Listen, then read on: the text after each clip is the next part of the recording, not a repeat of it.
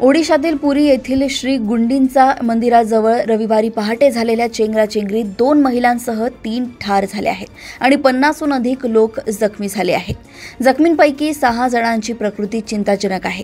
जगन्नाथ मंदिरापासून 3 किलोमीटर अंतरावरील श्री गुंडीच्या मंदिराजवळ हजारो भाविक रथयात्रा पाहण्यासाठी एकत्र जमलेले असताना पहाटे 4च्या सुमारास ही दुर्घटना घडली।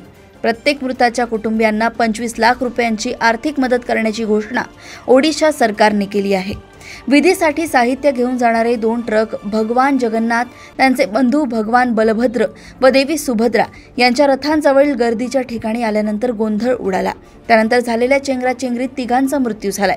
यानंतर राबवलेल्या बचाव अभियान दरम्यान जखमींना उपचारासाठी नजीकच्या रुग्णालयात दाखल केले, मात्र जखमींपैकी 6 जणांची प्रकृती चिंताजनक आहे। या दुर्घटनेबद्दल मुख्यमंत्री मोहन चरण मांझी यांनी चेंगराचेंगरीच्या घटनेबद्दल भक्तांची माफी मागितली आहे।